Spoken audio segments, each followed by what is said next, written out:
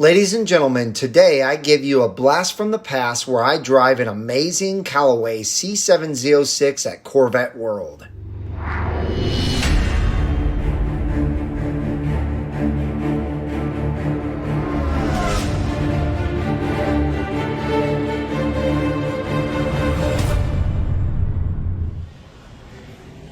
What's happening? What's up, man? How you doing? Good, how are you? Doing great. Good to see you again, You Mike. too, man. Like my new shirt? I love it. We just got these in, and funny story. So my Cars and Coffee, I bring the one I bought for myself, and the guy with the orange ZR1 I take the picture to. Yeah. Well, he wanted it. So he came by here, got one for his daughter, and he went for himself. He didn't have any. We're out of stock in XL. Right. So I sold him mine. And then I bought a double X, which don't fit me, but it fits my chair. So hey, it'll work. That's awesome. See that? No, it's less like it's a 2LT, not Yes. But that's the surprise, guys. Yep. Callaway. Rob and I are going to take this out today.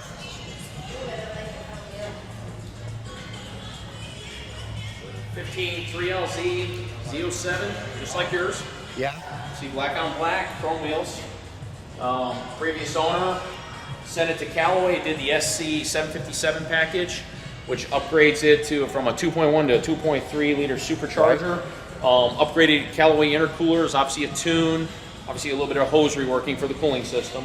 But otherwise, he leaves a lot of it stock. He did not change out the exhaust at all. Still got the stock manifold and the stock exhaust. So it's kind of, in a way, if you want to call a Z06 exhaust sleeper, because it's not, it's loud, but you wouldn't know it. Right.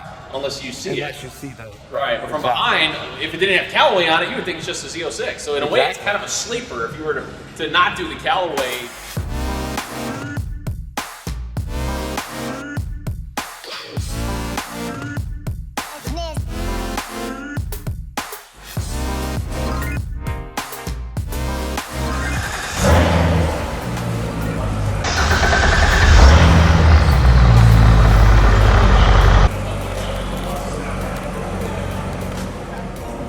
Getting excited. He's pulling the Callaway out right now.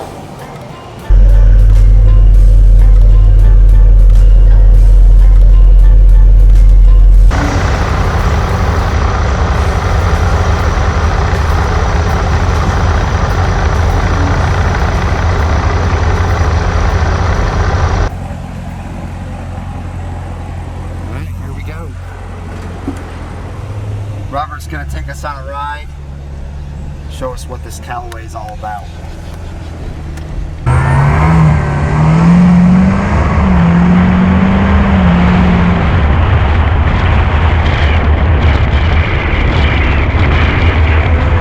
Ooh, love that. Yeah, she's a nice ride. I'm gonna roll up the windows now. We have our audio. Yeah, it's perfect. All right, got a little stretch right here.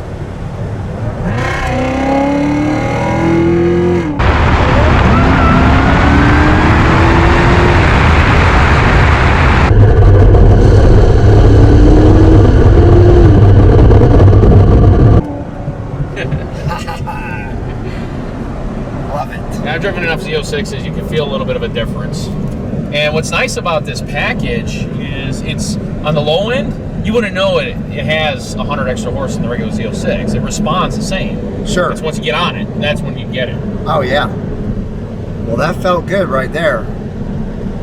Felt real good. It's still conservative because, I mean, with the windows down, you hear a little bit more supercharged whine, right? But not much. It's not as loud as you would think it would be for a supercharger that big. Right. Let's see if I can get over here and get a better spot. Well, it was nice of Callaway to help Chevy out with dealing with the demons and the Hellcats, even though, I mean, the stock Z06 can beat a Hellcat, no problem. Right. But this definitely would take a demon, except for at the drag strip. Right. But on the street, all day long. Yeah, I mean, Z06, like CR1, they weren't built for the quarter mile. They were definitely built for the track, and that's obviously, you know, lessons learned as years have gone on, and they just keep getting better and better. And as we discussed earlier from Mike's previous video events, you know, obviously improvements, you know, can be needed and probably have been. I've got to double check the CR1 and see about that brake fluid. You got me curious about that. Because I've got a bunch of open compartment shots on the new C7 Z06, and I got to look and see if that reservoir is a .4. Sure. I'm sure it is, but don't know until you look. So tell me your thoughts on this compared to the new Grand Sport that's coming out. They're only going to make 25 of them, and it's going to have 1,000 horsepower. Well, obviously more horsepower, more fun. In the end, what's nice about what guys like Callaway, Lingenfelter, Doug Rippey, Chuck Mallett, Hennessy, there's different options, there's different packages, and it gives you, you know, the option to how much power you want to go with. Absolutely. Because you're going from typical sports car territory into supercar power territory. Yep. And in this car, depending on what scale you use, I use a scale from the 90s where if you were, you know, over 550 horse, you were technically a type of a hypercar power. Oh, absolutely. You know, but now that scale's been shifted upward a bit. Now it's 1,000 horsepower. Yeah, exactly. You know, if you're close to 1,000, you're a hypercar. You're a hypercar. If you're under 800, you're a supercar. Yeah. You know? Yeah, pretty much. I think, what is that gap? I think it's like 350 to 800 is supercar territory. Right. Yeah. Something like that. Yeah. It's all subjective, and of course, then you've got the European car guys all saying there's no American supercars, which of course is a pile of crap. And, oh, exactly. And you know. And they also say because Chevy, because you bought a Chevy, there's no way it can be a supercar because GM made it. Right. Which really cracks me up. Yeah, I don't know of any. I'm not aware of any European cars that actually got banned from racing in the late '80s because they were winning so much. Yeah. You know? Yeah. Exactly. And I wasn't aware, and I'm not aware of too many. European or Japanese supercars that average 175 miles an hour around 24-hour circuit. That would be the C4 ZR1 for you Chevy historians. Well, back to the Grand Sport with 1,000 horsepower. Yeah. My opinion is Chevy is just building that. They're hyping it up, and they're going to make a lot of money off of it. They're obviously, what is that? Yanko is going to make a lot of money also, but people don't understand what 1,000 horsepower means in this type of car. It's really not meant for that type of a power. When you start getting up into that kind of power, you really need giant downforce if you're going to take it to a track. For example, the P1, the McLaren P1, Yes. you know, it has almost 1,000 horsepower, and it has giant amount of downforce, you know, 1,500 pounds of downforce at, you know, 120, 130 miles an hour. There's no way that Grand Sport is going to have anywhere near close to that. It's probably less than 1,000 pounds of downforce. It's like the Z06 and this car. So really the only reason to have 1,000 horsepower is if you're going to take it to the drag strip. And are they putting drag radials on it stock? No, they're not. They're probably going to put Pilot Cup 2s on it. Right. Which are not meant to drag. So to me, it's a big joke. It really doesn't make any sense to own 1,000 horsepower Grand Sport. If they wanted to make a drag car, they should have made a completely different car and put 1,000 horsepower in it. But there's going to be a lot of people out there that want it because it has 1,000 horsepower. And they think, oh, I've bought, you know, this amazing car that has this huge amount of power. That's my opinion. Right. And in reality, we got to remember, regardless of brand, regardless of any of it, it's all business. It is. It's all business. And it's good marketing is what it is. And practicality, of course, be damned. I mean, let's face it. I mean, practicality is very subjective in this. But practicality in this car is fine. Exactly. Because it's not too much power. It's very manageable. It's efficient. And this, you can still take both the drag strip and the road course and do great on both. Obviously, this car is not meant for the drag strip either. Right. But if you were to put a 15-inch wheel on the rear and a Mickey Thompson out there, you know, a big Mickey Thompson either drag radial or slick, it's probably going to do really, really good. Yeah. I mean, this car here with this kind of power drag slicks, it'll probably be in the high 9s. Right. Stock with these tires that are on here, mid-10s. So these cars are better for a roll. Hence, they're track cars. They're not drag cars. That's right.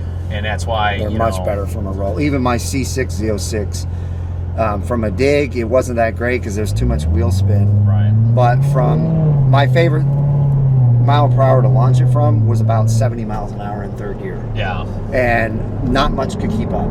Yeah, exactly. I mean, it just had all the power from that mile per hour. So I wish you could roll race street speed 717. Dude, I asked him to. Well, I challenged him. I challenged Mike. I said, I think I have the car that can beat you on a roll race. And I got a thumbs up on that, but I never got any kind of response. Yeah.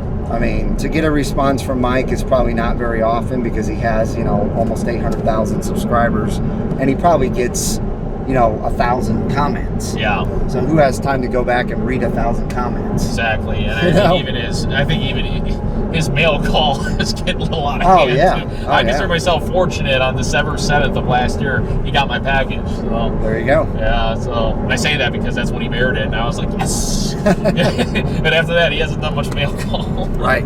But and hey, who knows? Hey, brink of speed. Give it a year or two. Let's see where you're at, man. Absolutely, man. I appreciate that. And on a side note, I just want to say thank you for this opportunity. Take this drive and do this video, man. Here. And for everybody watching this video, yes, I'm wearing the giant overglasses. Yeah, the Ray Charles goggles. The reason being is clip-ons have been terrible. They get a lot of side glare, and transitions. I just don't like them. They shift in temperature, and it screws with me at night. So. No worries, Robert. You're cool no matter what you wear. I got to be Joe Cool with giant glasses. Yeah, man, and I want to thank you too because I know I haven't gotten in the driver's seat yet, but I'm going to. And we're gonna pull over up the road here, and we're gonna swap seats. This is awesome because I have friends that have done reviews on this car, but they haven't been able to drive it or even for a drive. So I feel very blessed and lucky to have this happen today. And Corvette World made it happen. All right, I'm in the driver's seat now. Time to have some fun. Doing Mike's camera work here for everybody on Brink of Speed. I hope I'm not butchering the camera work here. Oh, no. It's my first time YouTubing. I could definitely tell a difference in the torque. Yeah, you get on it, this sucker's there. I mean, it's like boom. Well, I mean, I barely even pushed it there, and it really puts you back in your seat. And this thing has 127 pound-feet of torque more than my car. So that's a lot. Yeah. That's a huge amount. You can definitely feel it. 3 G's in the skip pad.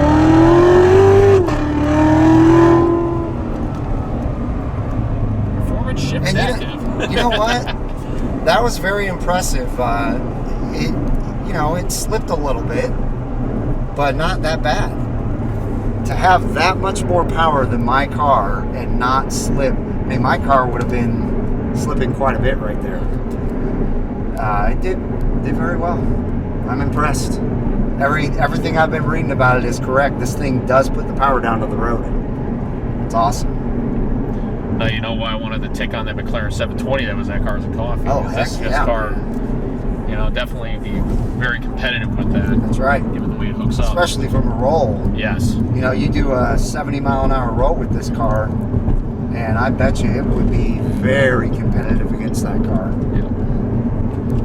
Yeah. So, do you watch drag times often? Not often, but like I said, I caught those 2 races and I made my comments. But Did he comment back? He did. He commented back, says, get a 01 and let's race. And I'll tell you, it may take me a few years, but when I do get one, because that is my dream car, and I will get a 01, I'll take him up on the offer. But no, Drag Time's got a really cool channel. I love his format.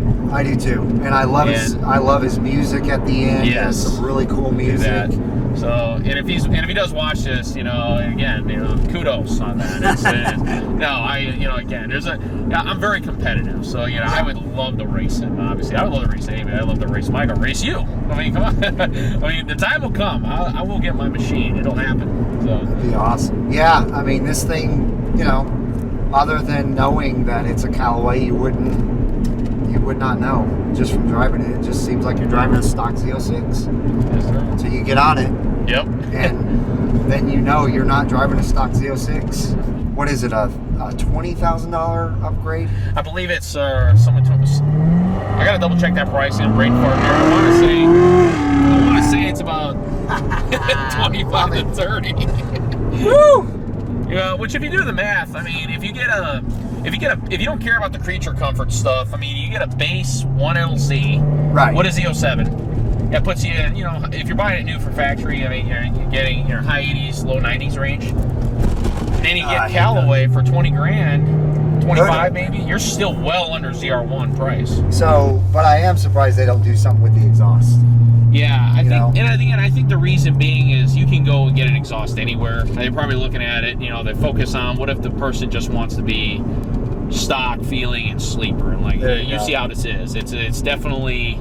Oh yeah. It's definitely fairly domestic for what you're getting. Yep, it is. Yeah, it's definitely a sleeper. I mean, there's so many people that would roll up on this car and not even know. They would see Callaway and they've never probably heard of them. And they would go, well, what does that mean? Yeah, outside the golf course. Yeah.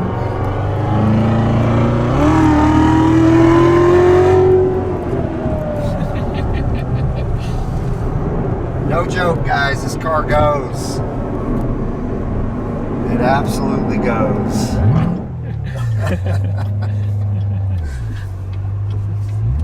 He gave us a look. He gave us a look back. That's hilarious. That's like, you know, that happened to Mike and he hit the train horn. Oh, yeah. There's one thing I don't like about this car, though. All right, let's hear it. Color. Oh, black. Oh, It's man. too much of a job to keep that color clean. I mean, it is ridiculous just sitting in your garage. You know my old Z06 with black? Oh my gosh, just sitting in the garage. I come out a day after I wash it and it looked like I needed to wash it again. Well, Robert, that was an absolute blast. Thank you very much. Switch hands with the camera. There you go. That was absolutely amazing. Mike, thank you for the opportunity, and everybody on YouTube, thank you for bearing with terrible camera work, and appreciate the views. Give this guy some more views, please. Remember the bell icon? Yeah. Ding. Yeah, make sure to hit alerts. Hit that subscribe button if you're new to the channel. Hit the little bell button to be notified, and obviously give this a thumbs up if you liked what you saw today. So, hope to see you guys out on the road. Yes, sir.